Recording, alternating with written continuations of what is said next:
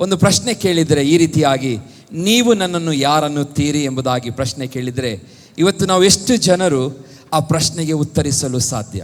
ನೀವು ನನ್ನನ್ನು ಯಾರನ್ನುತ್ತೀರಿ ಎಂಬುದಾಗಿ ಪ್ರಶ್ನೆಯನ್ನು ಕೇಳಿದರೆ ನಾವು ಎಷ್ಟು ಜನ ಬಹಳ ಗ್ಯಾರಂಟಿ, ಬಹಳ ನಂಬಿಕೆಯಿಂದ, ಬಹಳ ಒಳ್ಳೆಯ ಉತ್ತರವನ್ನು ಎಷ್ಟು ಜನಕ್ಕೆ ಕೊಡಲಿಕ್ಕೆ ಸಾಧ್ಯ? ಪ್ರಿಯ ದೇವಜನರೇ, ಅದೇ ರೀತಿಯಾಗಿ ನಾವು ವಾಕ್ಯದಲ್ಲಿ ಓದುತ್ತೇವೆ, ಪೇತ್ರನಿಗೂ ಸಹ ಮತ್ತು ಶಿಷ್ಯರಿಗೂ ಇದೇ ಪ್ರಶ್ನೆಯನ್ನು ಯೇಸು ಸ್ವಾಮಿ ಒಂದು ಸಾರಿ ಕೇಳ್ತಾನೆ, ನೀವು ನನ್ನನ್ನು ಯಾರನ್ನುತ್ತೀರಿ ಎಂಬುದಾಗಿ. ನೀವು ನನ್ನನ್ನು ಯಾರನ್ನುತ್ತೀರಿ? ಆ ಸಮಯದಲ್ಲಿ ಆ ಪೇತ್ರನು ಕೊಟ್ಟಂಥ ಉತ್ತರ ಯೇಸು ಸ್ವಾಮಿಯ ಹೃದಯವನ್ನು ಏನು ಮಾಡಿತು? ಕರಗಿಸಿತು. ಯೇಸು ಸ್ವಾಮಿ ಆ ಉತ್ತರವನ್ನು ಕೇಳಿದ ತಕ್ಷಣ ಆತನಿಗೆ ಎಲ್ಲಿಲ್ಲದ ಸಂತೋಷ, ಆತನಿಗೆ ಶ್ರೇಷ್ಠವಾದ ಜವಾಬ್ದಾರಿಯನ್ನು ದೇವರು ಕೊಡುವುದನ್ನು, ಯೇಸು ಸ್ವಾಮಿ ಕೊಡುವುದನ್ನು ನಾವು ವಾಕ್ಯದಲ್ಲಿ ನೋಡುತ್ತೇವೆ. ಇವತ್ತು ಸಾಮಾನ್ಯವಾಗಿ ನಾವು ಲೆಂಟ್ ಡೇಸ್ ಅನ್ನು ಆಚರಿಸ್ತಾ ಇದ್ದೇವೆ. ಇಡೀ ಪ್ರಪಂಚಾದ್ಯಂತ ಎಲ್ಲ ಕ್ರೈಸ್ತರು 40 ದಿವಸಗಳ ಕರ್ತನ ಶ್ರಮೆ ಮತ್ತು ಮರಣವನ್ನು ನೆನೆಸಿಕೊಳ್ಳುತ್ತಾ ನಾನ್ ವೆಜ್ಗಳನ್ನು ಊಟ ಮಾಡದೆ ಅವರು ಸಮಯವನ್ನು ಕಳೆಯುವುದನ್ನು ನಾವು ನೋಡುತ್ತಾ ಇದ್ದೇವೆ. ಆದರೆ ಇವತ್ತು ನಾವು ಮಾಡಬೇಕಾದಂಥ ಆ ಲೆಂಟ್ ಡೇಸಲ್ಲಿ ನಾವು ಮಾಡಬೇಕಾದಂಥ ಶ್ರೇಷ್ಠ ಕಾರ್ಯ ಏನಂತ ಹೇಳಿದರೆ, ನಮ್ಮ ಪಾಪಗಳನ್ನು ನಾವು ಅರ್ಥ ಮಾಡಿಕೊಂಡು ಅದನ್ನು ಬಿಟ್ಟು ಬಿಡಬೇಕು. ಹಾಲಲು ಇವತ್ತು ಏನಾಗಿದೆ ಅಂತ ಹೇಳಿದರೆ, ಲೆಂಟ್ ಡೇಸನ್ನು ಆಚರಿಸ್ತಾರೆ. ಈ 40 ದಿವಸ ಮುಗಿದ ನಂತರ ಮತ್ತೆ ಹಳೆಯ ಕತೆ, ಹಳೆಯ ಜೀವನ. ಹಾಲೆಲೂಯ. ಆದರೆ ದೇವರು ಬಯಸುವಂಥ ಜೀವನ ಏನಂತ ಹೇಳಿದರೆ, ನೀನು ಪಾಪವನ್ನು ಸಂಪೂರ್ಣವಾಗಿ ಬಿಟ್ಟು ಅದನ್ನು ಮರೆತು ಜೀವಿಸಬೇಕು. ಹಾಲೆಲೂಯ.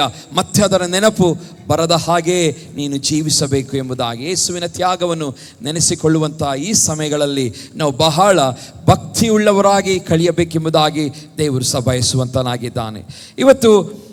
ಇವತ್ತು ನಾವು ಈ ಪ್ರಶ್ನೆ ನಿಮ್ಮ ಮುಂದೆ ಇದೆ, ನೀವು ನನ್ನನ್ನು ಯಾರನ್ನುತ್ತೀರಿ? ನೀವು ನನ್ನನ್ನು ಯಾರನ್ನುತ್ತೀರಿ? ಇವತ್ತು ಲೋಕದಲ್ಲಿ ನಾವು ಹಲವು ರೀತಿಯಾಗಿ ಉತ್ತರವನ್ನು ಕೊಡಬಹುದು. ಲೋಕ ಮನುಷ್ಯರು ಅವರಿಗೆ ಏನು ಜ್ಞಾನವಿದೆಯೋ ಆ ರೀತಿಯಾಗಿ ಉತ್ತರ ಕೊಡುತ್ತಾರೆ. ವಿಶ್ವಾಸಿಗಳಾದ ನಾವು ನಮಗೆ ಯೇಸುವನ್ನು ಅರ್ಥಕೊಂಡಿದ್ದೇವೆ, ಇನ್ನೂ ಉತ್ತಮವಾದ ರೀತಿಯಲ್ಲಿ ಅರ್ಥವನ್ನು ಕೊಡಲಿಕ್ಕೆ ಸಾಧ್ಯ. ಆದರೆ ಇದೆಲ್ಲದರ ಮಧ್ಯದಲ್ಲಿ ಒಂದು ವಿಶೇಷವಾದ ಸಂಗತಿ ಬರ್ತದೆ, ಅದು ಅಸ್ಥಿವಾರ. ಯಾವುದು ಬರ್ತದೆ? ಅಸ್ಥಿವಾರ. ಇವತ್ತೊಂದು ಕಟ್ಟಡವನ್ನು ಕಟ್ಟಬೇಕಾದರೆ ಆ ಕಟ್ಟಡಕ್ಕೆ ಒಂದು ಉತ್ತಮವಾದ ಅಸ್ಥಿವಾರವಿದ್ದರೆ ಮಾತ್ರ ಆ ಕಟ್ಟಡ ಏನಾಗಿರ್ತದೆ? ಸ್ಟ್ರಾಂಗ್ ಆಗಿರುತ್ತದೆ. ಇವತ್ತು ನಾವು ವಿಶ್ವಾಸಿಗಳಾಗಿರ್ಬೋದು, ಅದೇ ಪ್ರಶ್ನೆ ನಿಮ್ಮ ಮುಂದೆ ಬರಬಹುದು. ಒಂದು ವೇಳೆ ಆತ್ಮಿಕವಾಗಿ ನಿಮ್ಮ ಫೌಂಡೇಶನ್ ಸ್ಟ್ರಾಂಗ್ ಅಲ್ಲದಿದ್ದರೆ, ಸ್ಟ್ರಾಂಗ್ ಆಗಿಲ್ಲದೆ ಹೋದರೆ ನಿಮಗೆ ಈ ಪ್ರಶ್ನೆಗೆ ಏನು ಮಾಡಲಿಕ್ಕೆ ಆಗೋದಿಲ್ಲ? ಸರಿಯಾದ ಉತ್ತರವನ್ನು ಕೊಡಲಿಕ್ಕೆ ಸಾಧ್ಯವಿಲ್ಲ. ಹಾಲೆಲೂಯ. ಇವತ್ತು ಒಂದು ಕಟ್ಟಡ ಗಟ್ಟಿಯಾಗಿ ನಿಲ್ಲಬೇಕಾದರೆ ಅದಕ್ಕೆ ಒಳ್ಳೆಯದಾದಂಥ ಏನು ಮಾಡಬೇಕು? ಸಾಮಾನುಗಳನ್ನು ಉಪಯೋಗಿಸಬೇಕು, ಕ್ವಾಲಿಟಿ ಆದಂಥ ವಸ್ತುಗಳನ್ನು ಉಪಯೋಗಿಸಬೇಕು. ಈಗ ಫೌಂಡೇಶನ್ ಕಟ್ತಾ ಇದ್ದೇವೆ, ಹೌದು, ಇಷ್ಟು ದೊಡ್ಡ ಬಿಲ್ಡಿಂಗಿಗೆ ಇಷ್ಟೇ ರೀತಿಯಾದಂಥ ಫೌಂಡೇಶನ್ ಆಗಬೇಕೆಂಬುದಾಗಿ ನಿಯಮಗಳಿದೆ, ಹೌದಲ್ಲ? ಇವತ್ತು ಆ ನಿಯಮಗಳನ್ನು ನಾವು ತಪ್ಪಿ ನಾವು ಒಂದು ವೇಳೆ ಬಿಲ್ಡಿಂಗನ್ನು ನಾವು ಕಟ್ಟಿದರೆ ಆ ಬಿಲ್ಡಿಂಗ್ ಏನಾಗ್ತದೆ? ಬಿದ್ದು ಹೋಗುತ್ತದೆ. ನಮಗೆ ಗೊತ್ತಿದೆ, ದುಬೈ ದೇಶದಲ್ಲಿ ಪ್ರಪಂಚದ ಅತ್ಯಂತ ದೊಡ್ಡ ಬಿಲ್ಡಿಂಗ್ ಇದೆ. ಪ್ರಪಂಚದ ಸುಮಾರು 1 ಕಿಲೋಮೀಟರ್ ಹತ್ತತ್ರ ಎತ್ತರದ ಅದು ಉದ್ದದ ಬಿಲ್ಡಿಂಗ್. ಆ ಬಿಲ್ಡಿಂಗಿಗೆ ನಾನು ಅದರ ಬಗ್ಗೆ ಓದುವಾಗ ಗೊತ್ತಾಯಿತು, ಸುಮಾರು ಅದರ ಫೌಂಡೇಶನ್, ಅದು ಹೊಯ್ಗೆ ಇರುವಂಥ ಸ್ಥಳ ಮರುಭೂಮಿ ಆಗಿದೆ. ಆ ಮರುಭೂಮಿ ಇರುವಂಥ ಸ್ಥಳದ ಸುಮಾರು 1 ಕಿಲೋಮೀಟರ್ ರೇಡಿಯಸ್ನಲ್ಲಿ ಅದಕ್ಕೆ ಬೇಕಾದಂಥ ಫೌಂಡೇಶನ್ ಹಾಕಿದಾರಂತೆ. 1 ಕಿಲೋಮೀಟರ್ ರೇಡಿಯಸ್ ಅಂದರೆ ಅಷ್ಟು ಆ ಬಿಲ್ಡಿಂಗ್, ಅಷ್ಟು ದೊಡ್ಡ ಬಿಲ್ಡಿಂಗ್ ಸ್ಥಿರವಾಗಿ ನಿಲ್ಲೋದಕ್ಕೋಸ್ಕರ ಆ ರೀತಿಯಾಗಿ ಫೌಂಡೇಶನ್ ಹಾಕಿದ್ದಾರೆ. ಯಾವ ಬಿರುಗಾಳಿ, ಭೂಕಂಪ ಏನು ಬಂದರೂ ಆ ಬಿಲ್ಡಿಂಗ್ ಏನಾಗಬಾರ್ದು? ಬೀಳಬಾರದು ಎಂಬುದಾಗಿ ಆ ರೀತಿಯಾದ ಸ್ಟ್ರಾಂಗ್ ಆದ ಫೌಂಡೇಶನ್ ಹಾಕಿದ್ದೇವೆ. ಇವತ್ತು ವಿಶ್ವಾಸಿಗಳಾದ ನಾವು ಇವತ್ತು ಸಹ ನಾವು ಯೇಸುವಿನ ಮಕ್ಕಳಾಗಿ ಇವತ್ತು ನಮ್ಮ ಅಸ್ಥಿವಾರ ಹೇಗಿದೆ ಎಂಬುದಾಗಿ ನಾವು ನಮ್ಮನ್ನು ನಾವೇ ಪರೀಕ್ಷೆ ಮಾಡಿಕೊಳ್ಳಬೇಕು.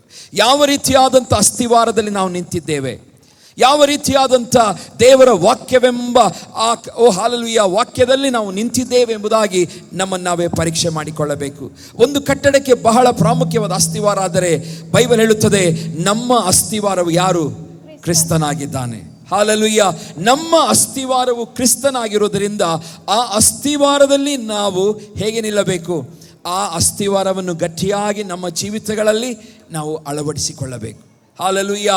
ಈ ಜೀವಿತ ಆತ್ಮಿಕವಾಗಿರುವಂಥ ಜೀವಿತ, ಶಾರೀರಿಕವಾಗಿ ನಾವು ಬದುಕಿದ್ದೇವೆ. ಆದರೆ ಈ ಶಾರೀರಿಕ ಜೀವಿತ ಈ ಭೂಮಿಯ ಮೇಲೆ ಮಾತ್ರ ಬದುಕುವಷ್ಟು ದಿನಗಳು ಮಾತ್ರ ಇದಕ್ಕೆ ಪ್ರಾಮುಖ್ಯತೆ ಇದೆ. ಆದರೆ ಒಳಗೆ ಇರುವಂಥ ಆತ್ಮವು ಇದು ಈಗಲೂ ಪ್ರಾಮುಖ್ಯತೆಯನ್ನು ಹೊಂದಿಕೊಳ್ಳುತ್ತದೆ. ಮರಣದ ನಂತರವೂ ಸಹ ಏನಾಗಿದೆ, ಅದು ಪ್ರಾಮುಖ್ಯತೆಯನ್ನು ಹೊಂದಿಕೊಂಡಿರುವಂಥದ್ದಾಗಿದೆ. ಯಾಕೆಂದರೆ ಆತ್ಮವು ಬೈಬಲ್ ಹೇಳುತ್ತದೆ ದಯಪಾಲಿಸಿದ ಕರ್ತನ ಬಳಿಗೆ ಸೇರುವಂಥದ್ದಾಗಿದೆ. ಆ ದಯಪಾಲಿಸಿದ ದೇವರ ಬಳಿಗೆ ಸೇರಬೇಕಾದಂಥ ಆತ್ಮವು ಅದು ನಾವು ಸತ್ತ ತಕ್ಷಣ ಅದು ಸಹ ತನ್ನ ಲೈಫನ್ನು ಕಳೆದುಕೊಳ್ಳುವುದಿಲ್ಲ. ಅದು ಅನಾದಿ ತಲಾಂತರಕ್ಕೂ ಅದೇನಾಗಿರುವಂಥದ್ದಾಗಿದೆ, ಜೀವಿಸುವಂಥದ್ದಾಗಿದೆ. ಆದ್ದರಿಂದ ವಾಕ್ಯ ಹೇಳುತ್ತದೆ ನಮ್ಮ ಈ ಆತ್ಮವನ್ನು ರಕ್ಷಿಸಿಕೊಳ್ಳಲಿಕ್ಕೆ ಯಾರ ಸಹಾಯ ಬೇಕು? ಯೇಸು ಕ್ರಿಸ್ತನ ಸಹಾಯ ಬೇಕು. ಇವತ್ತು ನಾವು ಒಂದು ವೇಳೆ ನಮಗೆ ಇದೆಲ್ಲ ಗೊತ್ತಿರಬಹುದಾದರೆ, ಯಾರಾದರೂ ಹೊಸದಾಗಿ ಬಂದಿರೋದಾದರೆ, ನಿಮ್ಮ ಜೀವಿತ ಇವತ್ತಿನಿಂದ ಕ್ರಿಸ್ತನೆಂಬ ಫೌಂಡೇಶನ್ ಒಂದಿಗೆ ಪ್ರಾರಂಭಿಸಿ. ಹಾಲೆಲೂಯಾ. ಕ್ರಿಸ್ತನೆಂಬ ಬುನಾದಿಯೊಂದಿಗೆ ಪ್ರಾರಂಭಿಸಿ. ಯಾಕೆಂದರೆ ಆತನಲ್ಲಿ ನೀವಿದ್ದುಕೊಂಡು ನಿಮ್ಮ ಜೀವನವನ್ನು ನಡೆಸಿಕೊಂಡು ಹೋಗುತ್ತಿರುವುದಾದರೆ ನಿಮ್ಮ ಜೀವನವೆಂದಿಗೂ ವ್ಯರ್ಥವಾಗುವುದಿಲ್ಲ. ಹಾಲೆಲೂಯಾ. ನಿಮ್ಮ ಜೀವನವು ಹಾಳಾಗುವುದಿಲ್ಲ. ನಿಮ್ಮ ಜೀವನವು ಕಡೆಯ ನಾಶವಾಗುವ ಅವಸ್ಥೆಗೆ ಅದು ಒಳಪಡುವುದಿಲ್ಲ. ಬದಲಾಗಿ ನಿಮ್ಮ ಜೀವಿತವು ಹಾಲೆಲೂಯಾ ಎಲ್ಲರಿಗೊಂದು ಆಶೀರ್ವಾದವಾಗಿ ಇರುವಂಥದ್ದಾಗಿದೆ. ಪ್ರಿಯ ಸಿಸ್ಟರ್ ಸಾಕ್ಷಿಯನ್ನು ಹೇಳಿದರು. ಅವರು ಹಾಲೆಲೂಯಾ ಸ್ಟ್ರೋಕ್ ಆಯಿತು. ಎಲ್ಲರೂ ಕೈ ಬಿಟ್ಟಂಥ ಸಮಯದಲ್ಲಿ ಅವರಲ್ಲಿರುವಂಥ ಪವಿತ್ರಾತ್ಮನು ಏನು ಮಾಡ್ತಾ ಇದ್ದಾನೆ, ಮಾತನಾಡುತ್ತಾ ಇದ್ದಾನೆ. ಹಾಲೆಲೂಯಾ ಅವರನ್ನು ಬಲಪಡಿಸುತ್ತಾ ಇದ್ದಾನೆ. ಇವತ್ತು ಕ್ರಿಸ್ತನಲ್ಲಿರುವವರಿಗೆ ಹಾಲೆಲೂಯಾ ಪವಿತ್ರಾತ್ಮನ ಸಹಾಯ ದಿನದ 24 ಗಂಟೆಗಳ ಕಾಲ ಒದಗುವಂಥದ್ದಾಗಿದೆ. ಹಾಲೆಲೂಯಾ. ಎಮರ್ಜೆನ್ಸಿಯಲ್ಲಿ ನೀವು ICUಯಲ್ಲಿ ಇರಬಹುದು, ಎಲ್ಲೇ ಇರಬಹುದು, ಆದರೆ ನಮ್ಮನ್ನು ಬದುಕಿಸುವ ಆತ್ಮನು ನಮ್ಮ ದೇವರಾಗಿದ್ದಾನೆ. ಪವಿತ್ರಾತ್ಮನು ನಮ್ಮನ್ನು ಬದುಕಿಸುವ ಆತ್ಮನಾಗಿದ್ದಾನೆ, ನಮ್ಮನ್ನು ನಡೆಸುವ ಆತನಾಗಿದ್ದಾನೆ. ನಾವು ಏನೇ ಪರಿಸ್ಥಿತಿಯಲ್ಲಿ ಇವತ್ತು ಇರುವುದಾದರೆ ಹಾಲೆಲೂಯಾ ದೇವರು ತಾನೇ ತನ್ನ ಜೀವಶ್ವಾಸವನ್ನು ಊದಿದ ನಿಮಿತ್ತವಾಗಿ ತಾನು ಈ ಶರೀರದ ಮೇಲೆ ಜವಾಬ್ದಾರಿಯನ್ನು ಹೊತ್ತುಕೊಳ್ಳುತ್ತಾನೆ. ಹಾಲೆಲೂಯಾ. ಆತನ ಜೀವಶ್ವಾಸ ನಮ್ಮಲ್ಲಿರುವುದರಿಂದ ಆತನು ಹೇಳುತ್ತಾನೆ, ನಾನು ನಿಮ್ಮ ಜವಾಬ್ದಾರಿಯನ್ನು ಹೊತ್ತುಕೊಳ್ಳುತ್ತೇನೆ. ನೀವು ಯಾವುದಕ್ಕೂ ಕಳವಳ ಪಡುವಂಥ ಅವಶ್ಯಕತೆ ಇಲ್ಲ. ಪ್ರಿಯರೇ, 1 ಕೊರಿಂಥ 3ನೇ ಅಧ್ಯಾಯ 11ನೇ ವಚನ ಹೀಗೆ ಓದುತ್ತೇವೆ, ಹಾಕಿರುವ ಅಸ್ತಿವಾರವು ಯೇಸು ಕ್ರಿಸ್ತನೇ, ಆ ಅಸ್ತಿವಾರವನ್ನಲ್ಲದೆ ಮತ್ತೊಂದು ಅಸ್ತಿವಾರನ್ನು ಯಾರು ಹಾಕಲಾರದಷ್ಟೇ. ಆತನು ಹೇಳ್ತಾ ಇದ್ದಾನೆ, ಯೇಸು ಬಿಟ್ಟರೆ ಬೇರೆ ಯಾರು ಸಹ ಒಂದು ಉತ್ತಮವಾದ ಅಸ್ತಿವಾರವನ್ನು ನಿಮ್ಮ ಜೀವಿತದಲ್ಲಿ ಹಾಕಲು ಸಾಧ್ಯವಿಲ್ಲ. ಇವತ್ತು ನಾವು ಬೇರೆ ಬೇರೆ ಕಡೆಗಳಿಗೆ ಹೋಗಿ ಬೇರೆ ಬೇರೆ ಧರ್ಮವನ್ನು ನಾವು ರುಚಿಸಿ ಬಂದಿರಬಹುದು. ಆದರೆ ಯೇಸು ಹಾಗೆ ನಮ್ಮ ಜೀವಿತದಲ್ಲಿ ಅಸ್ತಿವಾರವನ್ನು ಹಾಕುವಂಥವನು ಬೇರೆ ಇಲ್ಲ. ಹಾಲೆಲೂಯಾ.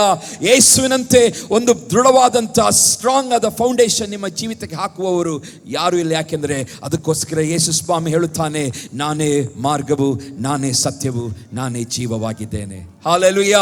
ನನ್ನನ್ನು ನಂಬುವವನು ಹಾಲೆಲೂಯಾ ಆತನು ಏನು ಮಾಡ್ತಾನಂತೆ, ದೇವರು ನಮ್ಮನ್ನು ಎಂಥದೇ ಕಠಿಣ ಪರಿಸ್ಥಿತಿಯಲ್ಲಿದ್ದರೂ ಆತನು ಬದುಕಿಸುತ್ತಾನೆ, ಜೀವವನ್ನು ಕೊಡುತ್ತಾನೆ. ಯಾಕೆಂದರೆ ಆತನು ಜೀವ ಸ್ವರೂಪನಾದ ನಿಮಿತ್ತವಾಗಿ. ಪ್ರಿಯ ದೇವಜನರೇ, ವಾಕ್ಯದಲ್ಲಿ ಓದುತ್ತೇವೆ, ಅಸ್ತಿವಾರವು ಯೇಸು ಕ್ರಿಸ್ತನೇ. ನಮಗೆ ಹಾಕಿರುವಂಥ ಅಸ್ತಿವಾರವು ಯಾರದಾಗಿದೆ? ಅದು ಯೇಸು ಕ್ರಿಸ್ತನ ಅಸ್ತಿವಾರ. ಆ ಅಸ್ತಿವಾರನಲ್ಲದೆ ಮತ್ತೊಂದು ಅಸ್ತಿವಾರವನ್ನು ಯಾರು ಹಾಕಲಾರದು. ಯಾಕೆ ಪೌಲನು ಹೀಗೆ ಹೇಳ್ತಾ ಇದ್ದಾನೆ, ಇಂಥ ಅಸ್ತಿವಾರವನ್ನು ಯಾರು ಹಾಕಿ ಅದನ್ನು ಮನುಷ್ಯರಾದ ನಮ್ಮನ್ನು ನಡೆಸಲು ಸಾಧ್ಯವಿಲ್ಲ.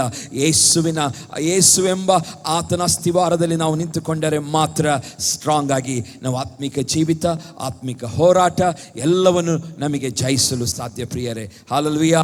ಹೌದು ಪ್ರಿಯರೇ, ನಾವು ವಾಕ್ಯದಲ್ಲಿ 13ನೇ ವಚನ, ಅದೇ ಅಧ್ಯಾಯದ 13ನೇ ವಚನ ಓದ್ತೇವೆ, ಒಬ್ಬನು ಆ ಅಸ್ತಿವಾರದ ಮೇಲೆ ಕಟ್ಟಿದ್ದು ಉಳಿದರೆ ಅವನಿಗೆ ಸಂಬಳ ಬರುವುದು. ಕಟ್ಟಿದ್ರಲ್ಲಿ ನೀವೊಂದು ವೇಳೆ ಉಳಿದರೆ, ಒಬ್ಬನ ಅಸ್ತಿವಾರದಲ್ಲಿ ಆ ಕಟ್ಟಲ್ಪಟ್ಟ ಅಸ್ತಿವಾರ ಕ್ರಿಸ್ತನೆಂಬ ಅಸ್ತಿವಾರದಲ್ಲಿ ನೀವು ಅದರಲ್ಲೇ ಉಳಿದರೆ, ವಾಕ್ಯದಲ್ಲಿ ಓದುತ್ತೇವೆ 14ನೇ ವಚನದಲ್ಲಿ, ಅವನಿಗೆ ಸಂಬಳ ಬರುತ್ತದೆ ಎಂಬುದಾಗಿ.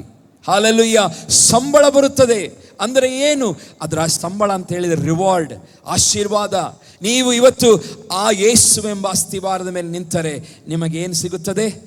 ಆಶೀರ್ವಾದವನ್ನು ಸಿಗುತ್ತದೆ ಎಂಬುದಾಗಿ 14ನೇ ವಚನದಲ್ಲಿ ಪೌಲನು ಹೇಳುವುದನ್ನು ನೋಡುತ್ತೇವೆ. ಪ್ರಿಯರೇ, ಇವತ್ತು ಬಹಳ ಜನರು ಬುನಾದಿಯ ಕ್ರಿಸ್ತೀಯ ಜೀವಿತವನ್ನು ಏನು ಮಾಡಲಿಲ್ಲ, ಮರೆತು ಮೋಸ ಹೋಗಿದ್ದಾರೆ. ಬುನಾದಿಯ ಶಿಕ್ಷಣ ಅವರಿಗೆ ಇಲ್ಲ. ಹಾಗಾಗಿ ಅವರ ಬಾಯಿಂದ ಏನೇನೋ ಸಂಗತಿಗಳನ್ನು ನಾವು ಕೇಳುತ್ತೇವೆ. ಕೆಲವರು ಒಳ್ಳೆ ಕೆಲಸ ಮಾಡುವುದು, ಚರ್ಚಿಗೆ ಭಾನುವಾರ ಹೋಗುವಂಥದ್ದು, ಸಭೆಯ ಸದಸ್ಯರಾಗುವಂಥದ್ದೇ ಎಂಬುದಾಗಿ ಭಾವಿಸಿದ್ದಾರೆ. ಕೆಲವರು ದೇವರನ್ನು ಆರಾಧಿಸಿದರೆ ಮಾತ್ರ ಸಾಕು ಎಂಬುದಾಗಿ ಬರೀ ಆ ರೀತಿಯಾದ ಯೋಚನೆ ಉಳ್ಳವರಾಗಿದ್ದಾರೆ. ಕೆಲವರು ಯೇಸುವಿನ ಹೆಸರನ್ನು ಹೇಳಲು ಸಹ ಹೆದರುವಂಥ ಪರಿಸ್ಥಿತಿ ನಾವು ನೋಡುತ್ತೇವೆ. ಆದರೆ ಪ್ರಿಯ ದೇವಜನರೇ, ನಮ್ಮ ಹಲ್ಲೆಲೂಯಾ ದೇವ ಮಕ್ಕಳ ಸಂಪೂರ್ಣ ಅಸ್ತಿವಾರವು ಯೇಸು ಕ್ರಿಸ್ತನಾಗಿರಬೇಕು. ಯೇಸು ಕ್ರಿಸ್ತನ ಹೆಸರನ್ನು ಹೇಳುವುದರಲ್ಲಿ ನಾವು ಏನು ಪಡಬಾರದು? ನಾಚಿಕೆ ಪಡಬಾರದು, ಸಂಕೋಚ ಪಡಬಾರದು. ಯೇಸು ನನಗೆ ಸಹಾಯವನ್ನು ಮಾಡುತ್ತಾನೆ, ಯೇಸು ನನ್ನನ್ನು ಬಿಡುಗಡೆಗೊಳಿಸುತ್ತಾನೆ, ಯೇಸು ನನ್ನ ಪಾಪದಿಂದ ನನ್ನನ್ನು ವಿಮೋಚಿಸಿದ್ದಾನೆ, ಯೇಸು ಈ ಭೂಮಿಗೆ ಬಂದನು, ಆತನು ನಮಗೋಸ್ಕರ ಕ್ರೂಜೆಯಲ್ಲಿ ಪ್ರಾಣನರ್ಪಿಸಿದನು, ಆತನು 3ನೇ ದಿವಸ ಸತ್ತು ಆತನು ಪುನರುತ್ಥನಾಗಿ ಎದ್ದನು ಎಂಬುದಾಗಿ ಹೇಳುವುದರಲ್ಲಿ ನಮಗೇನಿರಬಾರದು? ನಾಚಿಕೆ ಇರಬಾರದು. ಒಬ್ಬ ವ್ಯಕ್ತಿ ಕ್ರಿಸ್ತನೆಂಬ ಅಸ್ತಿವಾರದಲ್ಲಿ ದೃಢವಾಗಿ ನಿಂತರೆ ಅವನು ಎಂದಿಗೂ ಯೇಸುವನ್ನು ಹಲ್ಲೆಲೂಯಾ ಹೇಳಲು ನಾಚಿಕೆ ಪಡುವುದಿಲ್ಲ. ಹಲ್ಲೆಲೂಯಾ. ಇವತ್ತು ಎಷ್ಟೋ ಕ್ರೈಸ್ತರು, ಎಷ್ಟೋ ವಿಶ್ವಾಸಿಗಳು ಯೇಸು ಎಂಬುದಾಗಿ ಹೇಳಲು ಕಷ್ಟಪಡುತ್ತಾರೆ. ನಮಗೆ ಗೊತ್ತಿದೆ, ಪೇತ್ರನು ಸಹ ಯೇಸುಸ್ವಾಮಿಯೊಂದಿಗೆ ಇದ್ದಂಥ ಪೇತ್ರನು 3 ಸಾರಿ ಯೇಸುವನ್ನು ನಾನು ಅರಿಯೇ ಎಂಬುದಾಗಿ ಆತನೇನು ಮಾಡ್ತಾನೆ? ಹೇಳ್ತಾನೆ. ಹಲ್ಲೆಲೂಯಾ. ಯಾಕೆ? ಅವನಲ್ಲಿದ್ದಂಥ ಭಯ ಅವನನ್ನು ಆ ರೀತಿಯಾಗಿ ಹೇಳಿಸಿತು. ಇವತ್ತು ಪ್ರಿಯ ದೇವಜನರೇ, ದೇವರ ವಾಕ್ಯದಲ್ಲಿ ಪೌಲ ನಮಗೆ ಹೇಳ್ತಾನೆ, ದೇವರು ನಮಗೆ ಕೊಟ್ಟಿರುವಂಥ ಆತ್ಮವು ಹೇಡಿತನದ ಆತ್ಮವಲ್ಲ, ಬಲ, ಪ್ರೀತಿ, ಶಿಕ್ಷಣಗಳ ಆತ್ಮವಾಗಿದೆ. ಹಲ್ಲೆಲೂಯಾ. ಬಲ, ಪ್ರೀತಿ, ಶಿಕ್ಷಣಗಳ ಆತ್ಮವಾಗಿದೆ. ಇವತ್ತು ನಾವು ಭಯಪಟ್ಟು ಜೀವಿಸುವವರಲ್ಲ, ನಾವು ಧೈರ್ಯವಾಗಿ ಕ್ರಿಸ್ತನ ಸುವಾರ್ತೆಯನ್ನು ಸಾರುವವರು, ಕ್ರಿಸ್ತನ ಬಗ್ಗೆ ಹಲ್ಲೆಲೂಯಾ ಸಾಕ್ಷಿಯನ್ನು ಕೊಡುವವರು ನಾವಾಗಿರಬೇಕು. Hallelujah, hallelujah. ಇವತ್ತು ನೀವು ಇದನ್ನು ಮಾಡುವುದಾದರೆ ನೀವು, ನಿಮ್ಮ ಕುಟುಂಬವು ಏನಾಗಿರುತ್ತದೆ? ಆಶೀರ್ವಿಸಲ್ಪಡುತ್ತದೆ. ನೀವು ಈ ರೀತಿಯಾಗಿ ಮಾಡುವಾಗ ನಿಮ್ಮ ಜೀವಿತವನ್ನು ದೇವರು ಹಂತವಾಗಿ ದೇವರು ಉನ್ನತಕ್ಕೇರಿಸುತ್ತಾನೆ. ಇದು ದೇವ ಮಕ್ಕಳ ಅನುಭವವಾಗಿದೆ ಪ್ರಿಯರೇ, ಇದು ನನ್ನ ಅನುಭವವಾಗಿದೆ. ದೇವರು ನಮ್ಮ ಕುಟುಂಬದ ಅನುಭವ. ನನಗೆ ಗೊತ್ತಿದೆ, ನಾವು ಸಣ್ಣವರಿರುವಾಗ ಒಂದು ಬಟ್ಟೆಯನ್ನು ಹಾಕಿಕೊಳ್ಳಲು ಕಷ್ಟಪಡುತ್ತಾ ಇದ್ದಂಥ ಪರಿಸ್ಥಿತಿ ನನಗೆ ಗೊತ್ತಿದೆ. ನಮಗೆ ಆ ರೀತಿಯಾದ ಅನುಭವದಲ್ಲಿ ನಾವು ಹಾದು ಹೋಗಿದ್ದೇವೆ. ಬಡತನ ಏನೆಂಬುದಾಗಿ ಗೊತ್ತಿದೆ, ಎಷ್ಟು ಕಷ್ಟ ಜೀವನ ಎಂಬುದಾಗಿ ಗೊತ್ತಿದೆ. ಒಂದು ಹೊತ್ತು ಚಿಕನ್ ತಿನ್ನಬೇಕಾದರೆ ಆ ಚಿಕನಿಗೋಸ್ಕರ ನಾವು ಅಂದರೆ ಆಸೆ ಪಟ್ಟದ್ದು ಇದೆ. ಎಷ್ಟೋ ಸಾರಿ ಅಂಗಡಿಗಳಿಗೆ ಹೋಗುವಾಗ ನಮ್ಮ ತಂದೆ ಹತ್ರ ಇದು ಕೊಡಿಸಿ ಎಂಬುದಾಗಿ ಹೇಳುವಾಗ ಕೊಡಿಸಲಿಕ್ಕೆ ಹಣವಿಲ್ಲದಂಥ ದಿನಗಳನ್ನು ನಾವು ಕಂಡಿದ್ದೇವೆ. ಪ್ರಿಯ ದೇವಜನರೇ, ನಂಬಿಗಸ್ತರಾಗಿ ನೀವು ನಿಲ್ಲಿರಿ. ಯಾವ ಪರಿಸ್ಥಿತಿಯಲ್ಲಿದ್ದೀರಿ ಆ ಪರಿಸ್ಥಿತಿಯಲ್ಲಿ ನಂಬಿಗಸ್ತರಾಗಿ ಯೇಸುವಿನ ಅಸ್ತಿವಾರದಲ್ಲಿ ನಿಂತುಕೊಳ್ಳಿರಿ. ದೇವರು ನಮ್ಮನ್ನು ಮೇಲೆ ಕೆತ್ತುತ್ತಾನೆ. ಹಲ್ಲೆಲೂಯಾ. ದೇವರು ನಮ್ಮನ್ನು ಆಶೀರ್ವದಿಸುತ್ತಾನೆ, ಬಲಗೊಳಿಸುತ್ತಾನೆ. ಹಲ್ಲೆಲೂಯಾ. ಒಂದು ಚಾಕ್ಲೇಟಿಗೂ ಸಹ ನಮಗೆ ಕೊಡಿಸಲಿಕ್ಕೆ ಕಷ್ಟವಂತ ಇದ್ದಂಥ ಪರಿಸ್ಥಿತಿ ನಮ್ಮ ಕುಟುಂಬದಾಗಿತ್ತು. ಆದರೆ ಪ್ರಿಯ ದೇವಜನರೇ, ಯಾವಾಗ ಹಲ್ಲೆಲೂಯಾ ದೇವರಿಗಾಗಿ ನಿಲ್ಲುತ್ತೇವೋ ನಮ್ಮನ್ನು ಲಜ್ಜೆಯಿಂದ ಕೆಡುವ ಹಾಗೆ ದೇವರು ಮಾಡುವುದಿಲ್ಲ. ಹಲ್ಲೆಲೂಯಾ. ಲಜ್ಜೆಯಿಂದ ಕೆಡುವ ಹಾಗೆ ದೇವರು ಮಾಡುವುದಿಲ್ಲ, ಬದಲಾಗಿ ಹಲ್ಲೆಲೂಯಾ ನಮ್ಮ ಮುಖವನ್ನು ಪ್ರಕಾಶಗೊಳಿಸುತ್ತಾನೆ. ಹಲ್ಲೆಲೂಯಾ. ನಾವು ಬರೀ ಕುಟುಂಬದಲ್ಲಿ ಮಾತ್ರ ಸಂತೋಷವಲ್ಲ, ನಮ್ಮ ಮುಖಾಂತರ ಇತರರಿಗೆ ಆಶೀರ್ವಾದವಾಗುವ ಹಾಗೆ ದೇವರು ನಮ್ಮನ್ನು ಉಪಯೋಗಿಸುತ್ತಾನೆ. ಹಲ್ಲೆಲೂಯಾ. ಇದು ನಮ್ಮ ಜೀವಿತದ ಸಾಕ್ಷಿಗಳಾಗಿರಬೇಕು ಪ್ರಿಯರೇ. ಹಲ್ಲೆಲೂಯಾ. ನಾವೀಗ ಬೈಬಲಲ್ಲಿ ಮತ್ತಾಯನ ಬರೆದ ಸುವಾರ್ತೆ 7ನೇ ಅಧ್ಯಾಯ 22ನೇ ವಚನವನ್ನು ತೆಗೆದುಕೊಳ್ಳೋಣ. ಮತ್ತಾಯನ ಬರೆದ ಸುವಾರ್ತೆ 7ನೇ ಅಧ್ಯಾಯ 22ನೇ ವಚನ. ಹೀಗೆ ಬರೆಯಲ್ಪಟ್ಟಿದೆ, ಸ್ವಾಮಿ ಸ್ವಾಮಿ, ನಿನ್ನ ಹೆಸರಿನ ಮೇಲೆ ನಾವು ಬೋಧನೆ ಹೇಳಲಿಲ್ಲವೋ? ನಿನ್ನ ಹೆಸರಿನ ಮೇಲೆ ದೆವ್ವಗಳನ್ನು ಬಿಡಿಸಲಿಲ್ಲವೇ? ನಿನ್ನ ಹೆಸರಿನ ಮೇಲೆ ಅನೇಕ ಮಾತ್ಕಾರ್ಯಗಳನ್ನು ಮಾಡಲಿಲ್ಲವೇ ಎಂದು ಆ ದಿನದಲ್ಲಿ ಎಷ್ಟೋ ಜನರು ನನಗೆ ಹೇಳುವರು. ಆತನು ಆ ಮರಣದ ನಂತರ ನಾವು ಯೇಸುವಿನ ಮುಂದೆ ನಿಂತಾಗ ಹೇಳುವಂಥ ಜನರು ಈ ರೀತಿಯಾಗಿರುತ್ತಾರೆ. ಆಗ ನಾನು ಅವರಿಗೆ, ನಾನೆಂದು ನಿಮ್ಮ ಗುರುತು ಕಾಣೆನು, ಧರ್ಮವನ್ನು ಮೀರಿ ನಡೆಯುವವರೇ ನನ್ನಿಂದ ತೊಲಗಿರಿ ಎಂದು ಎಲ್ಲರ ಮುಂದೆ ಹೇಳಿಬಿಡುವೆನು. 24ನೇ ವಚನ. ಆದುದರಿಂದ ಈ ನನ್ನ ಮಾತುಗಳನ್ನು ಕೇಳಿ ಅವುಗಳಂತೆ ನಡೆಯುವವನು ಬಂಡೆಯ ಮೇಲೆ ಮನೆಯನ್ನು ಕಟ್ಟಿಕೊಂಡ ಬುದ್ಧಿಯುಳ್ಳ ಮನುಷ್ಯನನ್ನು ಹೋಲುವನು. ಇಲ್ಲಿ ವಾಕ್ಯದ ಮೇಲೆ ವಾಕ್ಯಗಳಲ್ಲಿ 22, 23 ಹೀಗೆ ವಾಕ್ಯದಲ್ಲಿ ಓದುವಾಗ ಆತನು ಹೇಳ್ತಾನೆ, ನೀವು ಸ್ವಾಮಿ ಸ್ವಾಮಿ ಎಂಬುದಾಗಿ ನನ್ನನ್ನು ಕರೆದಿದ್ದೀರಿ, ಆತನ ಹೆಸರಿನಲ್ಲಿ ಬೋಧನೆಗಳನ್ನು ನೀವು ಮಾಡಿದ್ದೀರಿ, ದೆವ್ವಗಳನ್ನು ಬಿಡಿಸಿದ್ದೀರಿ, ಮಾತ್ಕಾರ್ಯಗಳನ್ನು ಮಾಡಿದ್ದೀರಿ. ಹಾಲೆಲೂಯ ಎಂಬುದಾಗಿ ನೀವು ಆ ಕಡೆಯ ದಿನದಲ್ಲಿ ಆ ಜಡ್ಜ್ಮೆಂಟಿನ ಟೈಮಲ್ಲಿ ನೀವು ಹೇಳಬಹುದು. ಆದರೆ ನಾನು ಅವಾಗ ಹೇಳುತ್ತೇನೆ, ನಾನೆಂದು ನಿಮ್ಮ ಗುರುತನ್ನು ಕಾಣೆನು, ಧರ್ಮವನ್ನು ಮೀರಿ ನಡೆಯುವವರೇ ನನ್ನಿಂದ ತೊಲಗಿರಿ ಎಂದು ಎಲ್ಲರ ಮುಂದೆ ಹೇಳಿಬಿಡುವೆನು.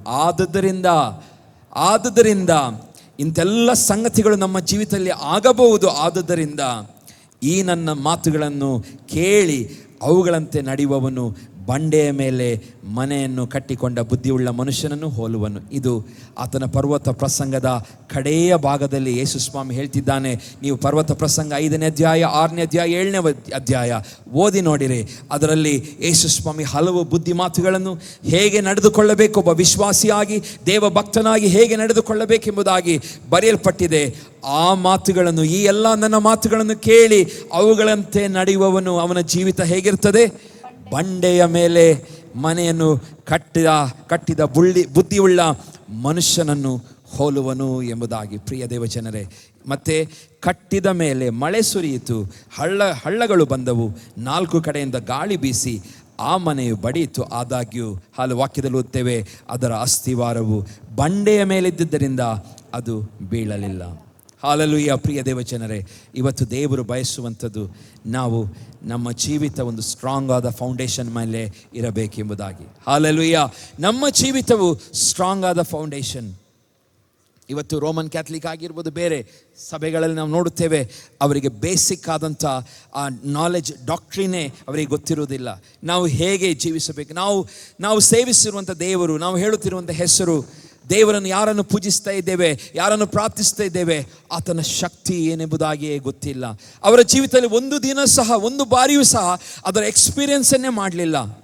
ಹಾಗಾಗಿ ನೀವು ಅವರಿಗೆ ಯಾರೇ ಏನೇ ಹೇಳಿದರೂ ಸಹ ನೀವು ಅಲ್ಲಿ ಹೋಗಿ ಒಳ್ಳೆಯದಾಗುತ್ತದೆ, ಇಲ್ಲಿ ಹೋಗಿ ಒಳ್ಳೆಯದಾಗುತ್ತದೆ ಎಂಬುದಾಗಿ ಹೇಳಿದರೆ ಅವರೇನು ಮಾಡ್ತಾರೆ? ಎಲ್ಲ ಕಡೆಗಳಿಗೆ ಹೋಗ್ಕೊಂಡು ಬರ್ತಾರೆ. ಅಲ್ಲಿ ಒಂದು ಕಾಯಿ ಹೊಡೀರಿ ಎಂಬುದಾಗಿ ಹೇಳಿದರೆ ಅದನ್ನೂ ಮಾಡ್ತಾರೆ. ಯಾಕೆ ಅಂತ ಹೇಳಿದರೆ ಅವರು ನಂಬಿದ ಯೇಸು ಯಾರು ಎಂಬುದಾದಂಥ ಪರಿಚಯವಿಲ್ಲ.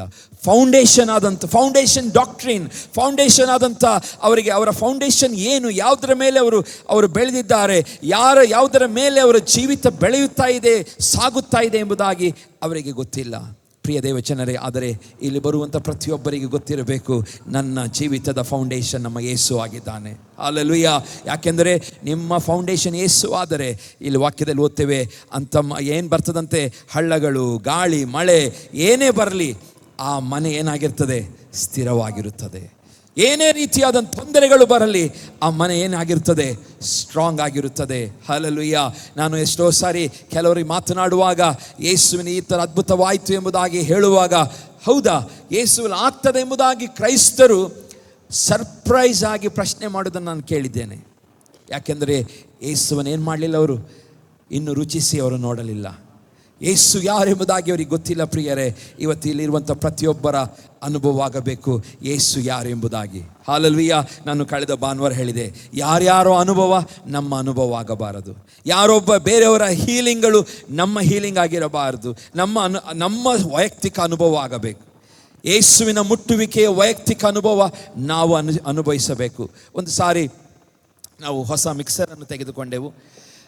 ನಾನು ಯಾಕೆ ಹೇಳ್ತಾ ಇದ್ದೇನೆ ಅಂತ ಹೇಳಿದರೆ, ನಿಮಗೆ ಎಂಕರೇಜ್ ಆಗೋದಕ್ಕೋಸ್ಕರ. ದೇವರು ಮನುಷ್ಯರನ್ನು ಮಾತ್ರ ಹೀಲ್ ಮಾಡುವನಲ್ಲ, ಎಲೆಕ್ಟ್ರಾನಿಕ್ ಯಾವುದೇ ಈ ದೇವರು ನಮಗೋಸ್ಕರ ಕೊಟ್ಟಂಥ ಎಲ್ಲ ಸಂಗತಿಗಳನ್ನು ಹೀಲ್ ಮಾಡಲಿಕ್ಕೆ ದೇವರಿಗೆ ಸಾಧ್ಯ ಎಂಬುದಾಗಿ ಆ ಮಿಕ್ಸರನ್ನು ತೆಗೆದುಕೊಂಡು ಕೆಲವೇ ದಿನ ಆಗಿತ್ತು, ಒಂದು ತಿಂಗಳೇನಾಗಿತ್ತು. ಕಾಸ್ಟ್ಲಿ ಮಿಕ್ಸರ್, ಅದು ಡಿಜಿಟಲ್ ಮಿಕ್ಸರ್. ಅದರ ಎಲ್ಲ ಫೇಡರ್ಗಳು, ಆ ವಾಲ್ಯೂಮ್ ಕಂಟ್ರೋಲ್ ಮಾಡುವಂಥದ್ದೆಲ್ಲ ಡಿಜಿಟಲ್. ಅದು ಏನಾಗಿದೆ, ಒಂದು ಆಟೋಮೆಟಿಕ್ ಆಗಿ ಬ್ಲಾಕ್ ಆಗಿವೆ. ಒಂದು ಚಾನಲ್ ಮಾತ್ರ ಬ್ಲಾಕ್ ಆಯಿತು. ಬ್ಲಾಕ್ ಆದಾಗ ನನಗೆ ಬಹಳ ಬೇಜಾರಾಯಿತು. ತಗೊಂಡು ಸ್ವಲ್ಪ ಸಮಯ ಆಗಿದೆ, ದೇವರೇ ಅದನ್ನು ಹೇಗೆ ಸರಿ ಮಾಡೋದು? ಈಗ ಕಳಿಸ್ಲಿಕ್ಕೆ ಎಲ್ಲಿ ಸರ್ವಿಸ್ ಸೆಂಟರು ಗೊತ್ತಿಲ್ಲ. ಇದಕ್ಕೆ ಒಂದು ವೇಳೆ ತಗೊಂಡೋಗಿ ರಿಪೇರಿ ಮಾಡಿಸ್ಬೇಕಾದ್ರೆ ಬ್ಯಾಂಗ್ಳೂರಿಗೆ ಹೋಗಬೇಕು, ವಾರಂಟಿ ಇದೆ ದೇವರೇ ಎಂಬುದಾಗಿ ನಾನು ತುಂಬ ಚಿಂತೆಯಲ್ಲಿದೆ. ಯಾಕಂದರೆ ಅದು ತೆಗೆದುಕೊಂಡವರಿಗೆ ಮಾತ್ರ ಅದರ ಚಿಂತೆ ಗೊತ್ತು, ಆಪ್ರೇಟ್ ಮಾಡೋರಿಗೆ ಅದರ ಚಿಂತೆ ಗೊತ್ತಿರುವುದಿಲ್ಲ. ನಾನು ಅದನ್ನೆಲ್ಲ ರಿಪೇರಿ ಮಾಡಬೇಕಲ್ಲಪ್ಪ ಅಂತ ಯೋಚನೆ ಮಾಡ್ತಿರುವಂಥ ಸಮಯದಲ್ಲಿ ನಾನು ಒಂದು ಮನಸ್ಸಿನಲ್ಲಿ ಪ್ರಾರ್ಥನೆ ಮಾಡಿದೆ, ದೇವರೇ ಆ ಮಿಕ್ಸರ್ ಅದು ನಿನ್ನ ಸೇವೆಗಾಗಿ ಉಪಯೋಗಿಸಲ್ಪಡುತ್ತೆ ಮಾಡ್ತಾ ಇದೆ, ಅದನ್ನು ಹೀಲ್ ಮಾಡೆಂಬುದಾಗಿ. ಹಲ್ಲೆಲೂಯಾ. ಅದನ್ನು ಹೀಲ್ ಮಾಡೆಂಬುದಾಗಿ ನಾನು ನಿಜವಾಗಿಯೂ ಪ್ರಾರ್ಥನೆ ಮಾಡಿದೆ. ಪ್ರಾರ್ಥನೆ ಮಾಡಿ ಒಂದು ಸ್ವಲ್ಪ ಸಮಯ ಆಯಿತು. ಸ್ವಲ್ಪ ಸಮಯ ಆದಮೇಲೆ ನಾನೊಂದು ಸಲ ಬಂದು ಮುಟ್ತೇನೆ, ಆಟೋಮೆಟಿಕ್ ಆಗಿ ವರ್ಕ್ ಆಗ್ತಾ ಉಂಟು. ಹಲ್ಲೆಲೂಯಾ. ಆಟೋಮೆಟಿಕ್ ಆಗಿ ಅದು ವರ್ಕ್ ಆಗಲಿಕ್ಕೆ ಪ್ರಾರಂಭವಾಯಿತು. ಬೇಕಾದ್ರೆ ಅಲ್ಲಿ ಹುಡುಗರ ಹತ್ರ ಕೇಳಿ ನೋಡಿ. ನಾನು ನಿಜವಾಗಿಯೂ ಪ್ರಾರ್ಥನೆ ಮಾಡಿದೆ. ಇದೊಂದು ವಿಷಯಕ್ಕಲ್ಲ, ನನ್ನ ಕಾರಿನ ಸ್ಟೀರಿಯೋ ಸಹ ಹಾಗೆ. ನಾನು 13,000 ಕೊಟ್ಟು ಒಂದು ಡಿಜಿಟಲ್ ಸ್ಟೀರಿಯೋ, ನಾನು ಪ್ರಯಾಣ ಮಾಡಬೇಕಾದರೆ ದೇವರ ವಾಕ್ಯವನ್ನೆಲ್ಲ ಯೂಟ್ಯೂಬ್ನಲ್ಲಿ ಕೇಳ್ಕೊಂಡು ಹೋಗ್ಬೋದಲ್ಲ ಎಂಬುದಾಗಿ ಆ ಸ್ಟೀರಿಯೋ ಹಾಕಿದೆ. 1 ವರ್ಷ ವಾರಂಟಿ ಒಳಗೆ ಅದೇನಾಯಿತು, ಹಾಳಾಯಿತು. ನಾನು ದೇವರ ಪ್ರಾರ್ಥನೆ, ದೇವರೇ ನಾನು ಈ ಸ್ಟೀರಿಯೋದಲ್ಲಿ ನಿನ್ನ ವಾಕ್ಯವನ್ನೇ ಕೇಳ್ಕೊಂಡು ಹೋಗ್ತೇನೆ, ಹಾಡುಗಳನ್ನೇ ಕೇಳ್ಕೊಂಡು, ಯಾಕೆ ಅದು ಹಾಳಾಯಿತು ದೇವರನ್ನು ಹೀಲ್ ಮಾಡೆಂಬುದಾಗಿ ಹೇಳಿದೆ. ನಾನು ಹುಬ್ಬಳ್ಳಿಯಿಂದ ಬರ್ತಾ ಇದ್ದೇನೆ, ಕಂಪ್ಲೀಟ್ ಆಗಿ ಸ್ಕ್ರೀನ್ ಬ್ಲ್ಯಾಂಕ್ ಆಗಿತ್ತು. ನಾನು ಉಡುಪಿ ಮುಟ್ಟೋದ್ರೊಳಗೆ ಮತ್ತೆ ಸ್ಕ್ರೀನ್ ಆನ್ ಆಯಿತು. ಹಲ್ಲೆಲೂಯಾ. ಯಾಕೆಂದರೆ ದೇವರ ಮಕ್ಕಳಿಗೆ ಎಲ್ಲ ಕಾರ್ಯಗಳನ್ನು ದೇವರು ಅನುಕೂಲ ಮಾಡಿಕೊಡುತ್ತಾನೆ. ಹಲ್ಲೆಲೂಯಾ. ನೀವು ಎಂಥದೇ ವಸ್ತು ಆಗಿರಲಿ, ನೀವು ದೇವರ ಸನ್ನಿಧಾನ ನಂಬಿಕೆಯಿಂದ ಪ್ರಾರ್ಥನೆ ಮಾಡಿರಿ. ಹಲ್ಲೆಲೂಯಾ. ವಸ್ತು ಆಗಿರಲಿ, ಏನನ್ನು ದೇವರು ಅದನ್ನು ಸರಿ ಮಾಡಲಿಕ್ಕೆ ಸಾಧ್ಯ. ಯಾಕೆಂದರೆ ಆತನು ಸೃಷ್ಟಿಕರ್ತನಾಗಿದ್ದಾನೆ. ಹಲ್ಲೆಲೂಯಾ. ಆತನು ಸೃಷ್ಟಿಯ ಒಡೆಯನಾಗಿದ್ದಾನೆ. ತನ್ನ ಭುಜಬಲದಿಂದ ಈ ಲೋಕವನ್ನು ಆಳುವಂಥ ದೇವರಾಗಿದ್ದಾನೆ. ಇವತ್ತು ಹಲ್ಲೆಲೂಯಾ ಪ್ರಿಯ ದೇವ ಜನರೇ, ನಂಬಿಕೆ ನಮ್ಮಲ್ಲಿ ಸಾಸಿವೆ ಕಾಳಷ್ಟು ಇದ್ದರೆ ಸಾಕು, ನಮ್ಮ ಜೀವಿತಗಳಲ್ಲಿ ಶ್ರೇಷ್ಠ ಅದ್ಭುತವನ್ನು. ಕೆಲವರು ಈ ಸಾಕ್ಷಿಗಳನ್ನು ಕೇಳಿ ನಗಡಬಹುದು, ಆದರೆ ಇದು ನನ್ನ ಅನುಭವ, ಅದಕ್ಕೋಸ್ಕರ ನಾನು ಹೇಳ್ತಾ ಇದ್ದೇನೆ. ಹಲ್ಲೆಲೂಯಾ. ಅದು ಒಂದು ವೇಳೆ ರಿಪೇರಿಗೆ ತೊಗೊಂಡೋಗಿದೆ, ಎಷ್ಟು ಖರ್ಚಾಗ್ತಿತ್ತೋ ಗೊತ್ತಿಲ್ಲ, ಆದರೆ ದೇವರು ಹಲ್ಲೆಲೂಯಾ ನಮಗೋಸ್ಕರ ಅದ್ಭುತಗಳನ್ನು ಮಾಡುತ್ತಾನೆ. ದೇವರು ನಮಗೋಸ್ಕರ ಮಾರ್ಗಗಳನ್ನು ತೆರೆಯುತ್ತಾನೆ. ಪ್ರಿಯರೇ, ಹಲ್ಲೆಲೂಯಾ. ಇವತ್ತು ನಮ್ಮ ಫೌಂಡೇಶನ್ ಯಾರಾಗಿರಲಿ, ಕ್ರಿಸ್ತನಾಗಿರಲಿ. ಹಲ್ಲೆಲೂಯಾ. ಪೇತ್ರನು ಆ ದಿನ ಹೇಳ್ತಾನೆ, ಏನಂತ ಹೇಳ್ತಾನೆ, ನಾವು ಓದಿಕೊಳ್ಳೋಣ ವಾಕ್ಯದಲ್ಲಿ.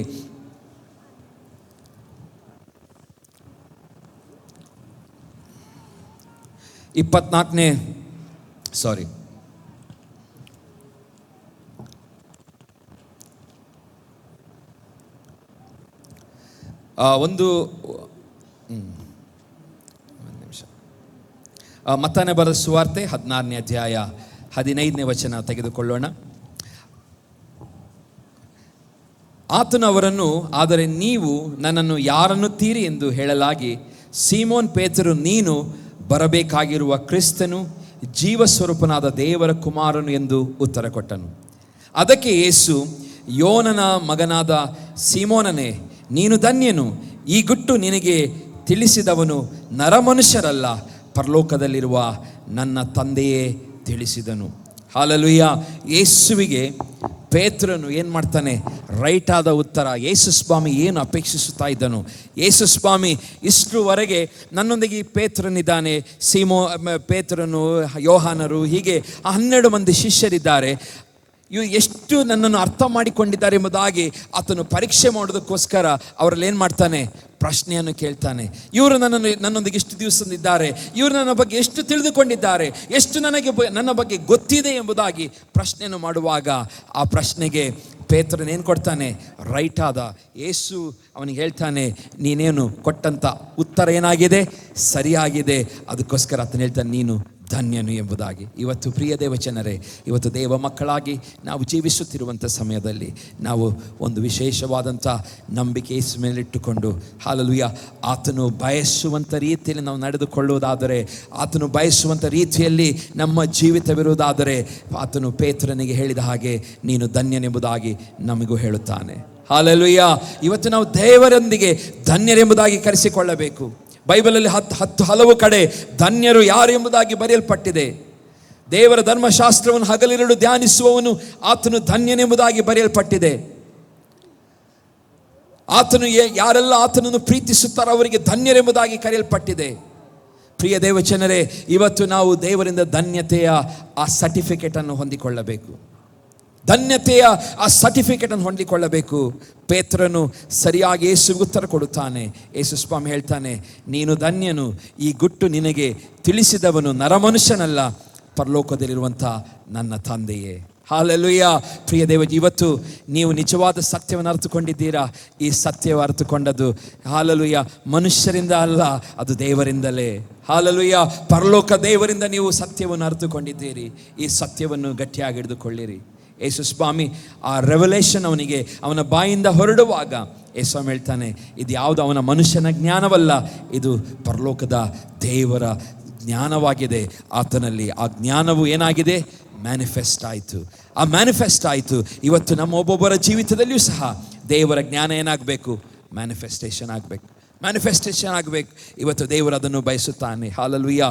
ಮತ್ತು ಪರಲೋಕ ಎಂಬುದಾಗಿ, ಪರಲೋಕದ ತಂದೆ ಎಂಬುದಾಗಿ ಹೇಳುವಂಥದ್ದು ನಾವು ದೇವರಿಗೆ ಸಂಬೋಧಿಸುವಂಥದ್ದಾಗಿದೆ. ಇವತ್ತು ದೇವರಂತ ಹೇಳುವಾಗ, ಪರಲೋಕ ಎಂಬುದಾಗಿ ಹೇಳುವಾಗ ನಮಗೆ ಮೊದಲನೇದಾಗಿ ನೆನಪಾಗಬೇಕು ದೇವರ ವಾಕ್ಯ. ದೇವರ ವಾಕ್ಯವೆಂಬ ಫೌಂಡೇಶನ್ನಲ್ಲಿ ನಾವೇನು ಮಾಡಬೇಕು? ಬೆಳೆಯಬೇಕು. ದೇವರ ವಾಕ್ಯ ಎಂಬ ಫೌಂಡೇಶನ್. ಯಾರೋ ಮನುಷ್ಯರು ಹೇಳಿದ್ದಾರೆ, ನಾನು ಹೇಳಿದ್ದೇನೆ ಎಂಬುದಾಗಿ ನೀವು ನನ್ನನ್ನು ಫಾಲೋ ಮಾಡಬೇಡಿ, ಈ ವಾಕ್ಯವನ್ನು ಫಾಲೋ ಮಾಡಿ. ಹಾಲೆಲೂಯಾ. ನಾನೇನು ಹೇಳ್ತಾ ಇದ್ದೇನೆ, ನನ್ನ ಒಂದು ಶಿಷ್ಯರಾಗೋದು ಬೇಡ, ಅಥವಾ ನನ್ನನ್ನು ಹಿಂಬಾಲಕರಾಗೋದು ಬೇಡ. ನಮ್ಮ ದೇವರ ಹಿಂಬಾಲಕರಾಗೋಣ, ನಮ್ಮ ಯೇಸುವಿನ ಹಿಂಬಾಲಕರಾಗೋಣ. ಈ ವಾಕ್ಯ ನಮಗೇನು ತಿಳಿಪಡಿಸುತ್ತದೋ ಅದರ ಹಿಂಬಾಲಕರಾಗ. ಯಾಕೆ? ಈ ಪೇತ್ರನಿಗೆ ರೆವಲೇಷನ್ ದೇವರು ಕೊಟ್ಟಿರುವುದಾದರೆ, ಯೇಸುವಿನ ರೆವಲೇಷನ್ ಅವನಿಗೆ ಕೊಟ್ಟಿರುವುದಾದರೆ, ನಮಗೂ ಆತನು ಕೊಡಲಿಕ್ಕೆ ಸಾಧ್ಯವಿದೆ. ಹಾಲೆಲೂಯಾ. ಯಾಕೆಂದರೆ ದೇವರು ಅವನೊಬ್ಬ ಪಕ್ಷಪಾತಿ ಅಲ್ಲ. ಆತನು ಎಲ್ಲರಿಗೂ ಏಕರೀತಿಯಾಗಿ ಸರಿಯಾದಂಥ ರೆವಲೇಷನ್ ಒಂದೇ ರೀತಿಯಾಗಿ ಆತನು ಎಲ್ಲರನ್ನು ಪ್ರೀತಿಸುವ ನಿಮಿತ್ತವಾಗಿ ಆತನು ಕೊಡಲಿಕ್ಕೆ ಸಾಧ್ಯವಿದೆ. ಇವತ್ತು ನಾವು ದೇವರಲ್ಲಿ ಹಾಲೆಲೂಯಾ ಕೇಳಿಕೊಳ್ಳೋಣ, ದೇವರೇ ನಿನ್ನ ಮಗನ ರೆವಲೇಷನನ್ನು ನನಗೆ ಕೊಡು, ನಿನ್ನ ಮಗನ ಪ್ರಕಟಣೆಯನ್ನು ಹೆಚ್ಚಾಗಿ ನನಗೆ ಕೊಡು. ಯಾಕೆಂದರೆ ಈ ಪ್ರಕಟಣೆಯೇ ಹಾಲೆಲೂಯಾ ನಮ್ಮನ್ನು ಧನ್ಯರಾಗಿ ಮಾಡಿಸುವಂಥದ್ದು. ಈ ಪ್ರಕಟಣೆಯೇ ನಮ್ಮನ್ನು ದೇವರ ಸನ್ನಿಧಾನದಲ್ಲಿ ಯೋಗ್ಯರನ್ನಾಗಿ ಕಾಣುವಂತೆ ಮಾಡುವಂಥದ್ದು. ಇವತ್ತು ಆ ರೆವಲೇಷನ್ ದೇವರ ಕೇಳಿಕೊಳ್ಳೋಣ. ಎರಡನೇದಾಗಿ ದೇವರು ನಮಗೆ ಸಹಾಯ ಮಾಡುತ್ತಾನೆ, ದೇವರ ವಾಕ್ಯದ ಮುಖಾಂತರ ನಮಗೆ ಸಹಾಯವನ್ನು ಮಾಡುತ್ತಾನೆ. ಎರಡನೇದಾಗಿ ಆ ಫೌಂಡೇಶನ್ನಲ್ಲಿ ನಾವು ಸ್ಥಿರವಾಗಿ ನಿಂತು ಯೇಸು ಯಾರೆಂಬುದಾಗಿ ಲೋಕಕ್ಕೆ ಹೇಳಬೇಕಾದರೆ ನಮಗೆ ಪವಿತ್ರಾತ್ಮನ ಸಹಾಯ, ಶಕ್ತಿ ನಮಗೆ ಬೇಕು. ಹಾಲೆಲೂಯಾ. ನಾನು ಹೇಳಿದ್ದೇನೆ, ಹಾಲೆಲೂಯಾ, ಆತ್ಮನಿಂದಲೂ ನೀರಿನಿಂದಲೂ ಒಬ್ಬ ವ್ಯಕ್ತಿ ಹುಟ್ಟಬೇಕು. ಆತನು ಹುಟ್ಟದಿದ್ದರೆ ದೇವರ ರಾಜ್ಯವನ್ನು ಕಾಣಲು ಸಾಧ್ಯವಿಲ್ಲ ಎಂಬುದಾಗಿ ಆತನು ಹಾಲೆಲೂಯಾ ನಿಕೋದೇಮನಿಗೆ ಯೇಸು ಸ್ವಾಮಿ ಹೇಳುವುದನ್ನು ನಾವು ನೋಡುತ್ತೇವೆ. ಪ್ರಿಯ ದೇವಜನರೇ, ಪವಿತ್ರಾತ್ಮನು ನಮ್ಮ ಜೀವಿತದಲ್ಲಿ ಹುಟ್ಟಿರುವುದಾದರೆ, ಪವಿತ್ರಾತ್ಮ ನಡೆಸುವಿಕೆ ನಮ್ಮ ಜೀವಿತದಲ್ಲಿ ಕೊಟ್ಟಿರುವುದಾದರೆ, ನಮ್ಮ ಫೌಂಡೇಶನ್ ಏನಾಗಿರುತ್ತದೆ? ಸ್ಟ್ರಾಂಗ್ ಆಗಿರುತ್ತದೆ. ಹಾಲೆಲೂಯಾ. ನಮ್ಮ ಫೌಂಡೇಶನ್ ಬಹಳ ಗಟ್ಟಿಯಾಗಿರುತ್ತದೆ. ತುಫಾನ್ ಬಂದರು, ಭೂಕಂಪವಾದರು, ನಮ್ಮ ಗಲಿಬಿಲಿ ಅಶಾಂತಿ ನಮ್ಮ ಕುಟುಂಬದಲ್ಲಿ ಬಂದರೂ ಸಹ ನಾವೇನಾಗುವುದಿಲ್ಲ, ಗಲಿಬಿಲಿಗೊಳ್ಳುವುದಿಲ್ಲ. ಬದಲಾಗಿ ನಾವು ಸ್ಟ್ರಾಂಗ್ ಆಗಿ ನಾವು ನಿಂತುಕೊಳ್ಳುವವರಾಗಿದ್ದೇವೆ. ಪ್ರಿಯರೇ, ಹಾಲೆಲೂಯಾ. ದೇವರು ನಮಗೆ ಪವಿತ್ರಾತ್ಮನ ಮುಖಾಂತರ ನೂತನ ಸೃಷ್ಟಿಗಳನ್ನಾಗಿ ದೇವರು ಮಾಡುತ್ತಾನೆ. ಹಾಲೆಲೂಯಾ. ದೇವರ ವಾಕ್ಯದ ಪ್ರಕಟಣೆಗಳಲ್ಲಿ ನಮ್ಮನ್ನು ನಡೆಸುತ್ತಾನೆ. ಮತ್ತು ಹಾಲೆಲೂಯಾ, ಈ ಲೋಕದಲ್ಲಿ ಯೇಸುವಿನ ಜೀವನ ಹೇಗಿತ್ತು ಅದೇ ರೀತಿಯಾಗಿ ಜೀವಿಸಲು ಪವಿತ್ರಾತ್ಮನು ನಮಗೆ ಸಹಾಯವನ್ನು ಮಾಡುವನಾಗಿದ್ದಾನೆ. ಹಾಲೆಲೂಯಾ. ಎಷ್ಟು ಜನಕ್ಕೆ ಯೇಸುವಿನ ಹಾಗೆ ನಾನು ಜೀವಿಸಬೇಕೆಂಬುದಾಗಿ ಬಯಸ್ತೇವೆ. ಕ್ರಿಸ್ತನ ಸಭೆಗೆ ನಾವು ಬರುತ್ತೇವೆ, ಆದರೆ ಯೇಸುವಿನ ಹಾಗೆ ಜೀವಿಸಲು ನಾವು ಎಷ್ಟೋ ಸಾರಿ ಬಯಸುವುದಿಲ್ಲ. ಅದರಲ್ಲಿ ತ್ಯಾಗವಿದೆ, ಅದರಲ್ಲಿ ಹಾಲೆಲೂಯಾ ತಗ್ಗಿಸುವಿಕೆ ಇದೆ, ಅದರಲ್ಲಿ ಅಹಮಿಲ್ಲ, ತ್ಯಾಗವಿದೆ, ಸಮಯದ ಅಭಾವವಿದೆ. ಹೀಗೆಲ್ಲ ಆ ಯೇಸುವಿನ ಹಾಲೆಲೂಯಾ ಗುಣಗಳಲ್ಲಿ, ಆತನ ನಡೆನುಡಿ ಕ್ರಿಯೆಗಳಲ್ಲಿ ಹಲವು ವ್ಯತ್ಯಾಸಗಳು ನಮ್ಮ ಜೀವಿತ ಕಂಪೇರ್ ಮಾಡುವಾಗಿ ಇರೋದ್ರಿಂದ ನಾವೇನು ಮಾಡಲಿಕ್ಕೆ ಆಗ್ತಾ ಇಲ್ಲ, ಆತನಂತೆ ನಡೆಯಲು ನಮಗೆ ಆಗುತ್ತಾ ಇಲ್ಲ. ನಾವು ಬಯಸುತ್ತಾನೆ ಇಲ್ಲ. ಕ್ರಿಸ್ತನ ಸಭೆಗೆ ಬರುತ್ತೇವೆ, ದೇವರ ವಾಕ್ಯವನ್ನು ಕೇಳುತ್ತೇವೆ, ಆದರೆ ಕ್ರಿಸ್ತನಂತೆ ನಾವು ಆಗಬೇಕೆಂಬುದಾಗಿ ಬಯಸುತ್ತಾ ಇಲ್ಲ. ಪ್ರಿಯ ದೇವ, ನಾವು ಎಷ್ಟು ಕಾಂಟ್ರಾಸ್ಟ್ ಆಗಿ, ಎಷ್ಟು ವಿರೋಧವಾದಂಥ ಜೀವಿತ ನಾವು ಜೀವಿಸ್ತಾ ಇದ್ದೇವೆ. ಆತನ ಸಭೆಗೆ ಬಂದು ಆತನನ್ನು ಸ್ತುತಿಸಿ ಆರಾಧಿಸಿ ಆತನಂತೆ ಆಗುವುದು ಬೇಡ ಎಂಬುದಾಗಿ ವಾಕ್ಯದಲ್ಲಿ ಓದುತ್ತೇವೆ. ನಾನು ಮಾಡಿದಕ್ಕಿಂತ ಶ್ರೇಷ್ಠವಾದ ಕಾರ್ಯವನ್ನು ನೀವು ಮಾಡುತ್ತೇನೆ ಎಂಬುದಾಗಿ ದೇವರು ನಮಗೆ ವಾಗ್ದಾನ ಮಾಡಿದ್ದಾನೆ ಯೇಸು ಸ್ವಾಮಿ. ಹಾಲೆಲೂಯಾ. ಇವತ್ತು ಆತನು ಮಾಡಿದಕ್ಕಿಂತ ಶ್ರೇಷ್ಠವಾದ ಕಾರ್ಯ ನಮಗೆ ದೇವರು ಮಾಡಲಿಕ್ಕೆ ಶಕ್ತಿ ಬಲವನ್ನು ಕೊಟ್ಟಿರುವಾಗ ನಾವು ಎಷ್ಟೋ ಸಾರಿ ಆತನ ಸನ್ನಿಧಾನಕ್ಕೆ ಬಂದು ಆತನಂತೆ, ಆತನ ರೂಪ, ಸ್ವಭಾವ, ಆತನ ಕ್ರಿಯೆ, ಆತನ ಹಾಲೆಲೂಯಾ ಆತನಲ್ಲಿರುವಂಥ ಗುಣವನ್ನು ನಾವೇನು ಮಾಡಲಿಲ್ಲ, ಇನ್ನೂ ಅಳವಡಿಸಿಕೊಳ್ಳಲಿಲ್ಲ. ಪ್ರಿಯರೇ, ಇವತ್ತು ದೇವರು ಬಯಸುವಂಥದ್ದು ಇನ್ನೂ ಹೆಚ್ಚಾಗಿ ಆತನನ್ನು ಏನು ಮಾಡಬೇಕು, ಅರಿಯಬೇಕು. ನಾವು ಇನ್ನೂ ದೇವರ ಕೇಳಬೇಕು, ದೇವರೇ ನಾನು ಇನ್ನೂ ನಿನ್ನನ್ನು ಹೆಚ್ಚಾಗಿ ಅರಿಯಬೇಕು, ಇನ್ನೂ ಹೆಚ್ಚಾಗಿ ನಿನ್ನನ್ನು ಪ್ರೀತಿಸಬೇಕು, ಇನ್ನೂ ಹೆಚ್ಚಾಗಿ ನಿನ್ನನ್ನು ಅರ್ಥ ಮಾಡಿಕೊಳ್ಳಬೇಕು. ದೇವರೇ ಸಹಾಯವನ್ನು ಮಾಡು ಎಂಬುದಾಗಿದ್ದಂಥ ಪ್ರಾರ್ಥನೆ ನಮ್ಮಲ್ಲಿ ಬೇಕು. ಯಾಕೆಂದರೆ ಹಾಲೆಲೂಯಾ ಇದರ ಹಿಂದೆ ಎಲ್ಲ ಆಶೀರ್ವಾದಗಳಿರುವುದು. ಹಾಲೆಲೂಯಾ ಇದರ ಹಿಂದೆ ಆಶೀರ್ವಾದಗಳು, ನಿಮ್ಮ ಕುಟುಂಬ ಮಕ್ಕಳ ಹಿಂದೆ, ಅದರ ಹಿಂದೆ ಆಶೀರ್ವಾದವಿದೆ. ದೇವರನ್ನು ಮುಂದೆ ಇಟ್ಟು ಜೀವಿಸುವಾಗ ಹಿಂದೆ ಎಲ್ಲವೂ ಬರುತ್ತದೆ ಎಂಬುದಾಗಿ ದೇವರ ವಾಕ್ಯದಲ್ಲಿ ನಾವು ಓದುತ್ತೇವೆ. ಹಾಲೆಲೂಯಾ. ಪವಿತ್ರಾತ್ಮನ ಇನ್ನೊಂದು ಕಾರ್ಯ, ನೂತನ ಮನಸ್ಸು ನಮಗೆ ಕೊಡುತ್ತಾನೆ. ಹಾಲೆಲೂಯಾ. ಅಸ್ಥಿವಾರ ಕ್ರಿಸ್ತನದಾಗಿದ್ದರೆ ನಮ್ಮ ಜೀವಿತದ ಮನಸ್ಸುಗಳು ಏನಾಗಿರ್ತದೆ, ನೂತನವಾಗಿರುತ್ತದೆ. ಹಳೆಯ ಸ್ವಭಾವ, ಹಳೆಯ ಜೀವನ ಶೈಲಿ, ಹಳೆಯ ಪದ್ಧತಿ ಎಲ್ಲವೂ ಹೋಗುತ್ತದೆ. ಹಳೆಯ ಯೋಚನೆ ವಿಚಾರಗಳು, ಹಳೆಯ ರೀತಿಯ ಮಾತು, ಹಳೆಯ ರೀತಿಯಾದಂಥ ನಡಿಗೆ, ಹಳೆಯದಾದಂಥ ಎಲ್ಲ ರೀತಿಯ ಸಂಗತಿಗಳು ನಮ್ಮಿಂದ ಬದಲಾಗಿ ವಾಕ್ಯದಲ್ಲಿ ಓದುತ್ತೇವೆ, ನೂತನ ಮನಸ್ಸು ನಾವು ಹೊಂದಿಕೊಳ್ಳುತ್ತೇವೆ. ಕ್ರಿಸ್ತನೆಂಬ ಆ ಫೌಂಡೇಶನ್ ಮೇಲೆ ಇವತ್ತು ಒಂದು ವೇಳೆ ನಮ್ಮ ಮನಸ್ಸುಗಳು ನೂತನಗೊಳ್ಳದೆ ಹೋಗಿದ್ದರೆ ಆ ಫೌಂಡೇಶನಲ್ಲಿ ಏನಾಗಿದೆ, ಎಡವಟ್ಟಿದೆ ಎಂಬುದಾಗಿ, ಅದರಲ್ಲಿ ಏನೋ ತೊಂದರೆ ಇದೆ ಎಂಬುದಾಗಿ ಅರ್ಥ ಮಾಡಿಕೊಳ್ಳಬೇಕು. ಅಥವಾ ನೀವು ಕ್ರಿಸ್ತನೆಂಬುದಾಗಿ ನಿಂತಿದ್ದೀರಿ, ಆದರೆ ನಮ್ಮ ಜೀವನ ಶೈಲಿಯಲ್ಲಿ ಏನಾಗಲಿಲ್ಲ, ಬದಲಾವಣೆಗಳಾಗಲಿ. ಒಂದು ಮನೆ ಅಥವಾ ಅದಕ್ಕೆ ಬೇಕಾದಂಥ ಸರಿಯಾದಂಥ ಕ್ವಾಂಟಿಟಿ ಸಿಮೆಂಟ್ಗಳನ್ನು ಅದಕ್ಕೆ ಯೂಸ್ ಮಾಡದೆ ಹೋದರೆ, ಅಥವಾ ಎಲ್ಲ ಎಕ್ಸ್ಪೈರಿ ಆದಂಥ ಸಿಮೆಂಟ್ ಆಗಿರ್ಬೋದು, ಅದು ಒಡೆದಂಥ ಕಲ್ಲುಗಳು, ಯಾವುದು ಆ ವೇಟನ್ನು ತೆಗೆದುಕೊಳ್ಳುವಂಥ ವಸ್ತುಗಳನ್ನು, ಕ್ವಾಲಿಟಿ ಇಲ್ಲದಂಥ ವಸ್ತುಗಳನ್ನು ಫೌಂಡೇಶನ್ಗೆ ಯೂಸ್ ಮಾಡಿದರೆ ಮನೆ ಕಟ್ಟಲಿಕ್ಕೆ ಆಗ್ತದೆ. ಆದರೆ ಎಷ್ಟು ದಿವಸ ಕಟ್ತೀರಿ? ಎಷ್ಟು ದಿವಸ ನಿಲ್ಲುತ್ತದೆ ಆ ಮನೆ? ಸ್ವಲ್ಪ ಸಮಯ ಮಾತ್ರ, ಸ್ವಲ್ಪ ಸಮಯ. ಕೆಲವರು ಆ ಮನೆಯನ್ನು ಕಟ್ಟುವಂಥ ಸಮಯದಲ್ಲಿ ಫೌಂಡೇಶನ್ನು ಸರಿಯಾಗಿ ಕಟ್ಟದೆ ಅವರು ಮನೆ ಕಟ್ಟಿರ್ತಾರೆ. ಕೆಲವು ವರ್ಷಗಳಾದಮೇಲೆ ಆ ಮನೆಗೆ ನಾವು ಸ್ಲ್ಯಾಬ್ ಹಾಕಬೇಕೆಂಬುದಾಗಿ ಯೋಚನೆ ಮಾಡುವಾಗ ಆ ಮನೆಗೆ ಸ್ಲ್ಯಾಬ್ ಹಾಕ್ಲಿಕ್ಕೆ ಆಗೋದಿಲ್ಲ. ಯಾಕೆ? ಸ್ಲ್ಯಾಬನ್ನು ಇನ್ನೊಂದು ಆ ಮನೆ ಗೋಡೆಯೆಲ್ಲ ಗಟ್ಟಿ ಇರ್ತದೆ, ಆದರೆ ಏನಿರೋದಿಲ್ಲ, ಫೌಂಡೇಶನ್ ಸ್ಟ್ರಾಂಗ್ ಇಲ್ಲ ನಿಮಿತ್ತವಾಗಿ ಆ ಮನೆಗೆ ಸ್ಲ್ಯಾಬ್ ಹಾಕ್ಲಿಕ್ಕೆ ಆಗೋದಿಲ್ಲ. ಹಂಚಿನ ಮನೆ ಇರ್ತದೆ, ಹಂಚನ್ನು ತೆಗೆದು ಸ್ಲ್ಯಾಬ್ ಹಾಕುವಂತ ಹೋಗುವಾಗ ಆ ಸ್ಲ್ಯಾಬಿನ ವೇಟಿ ಇದೇನು ತಗೊಳ್ಳೋದಿಲ್ಲ, ಈ ಫೌಂಡೇಶನ್ ತೆಗೆದುಕೊಳ್ಳೋದಿಲ್ಲ. ಪ್ರಿಯರೇ, ಇವತ್ತು ನಮ್ಮ ಜೀವಿತಗಳಲ್ಲಿ ಹಾಲೆಲೂಯಾ ನಾವು ರಿಯಲೈಸ್ ಮಾಡ್ಕೊಂಡು ಜೀವಿಸಬೇಕು. ಕ್ರಿಸ್ತನನ್ನು ದೃಢವಾಗಿ ಗಟ್ಟಿಯಾಗಿ ಹಿಡಿದುಕೊಳ್ಳಿರಿ.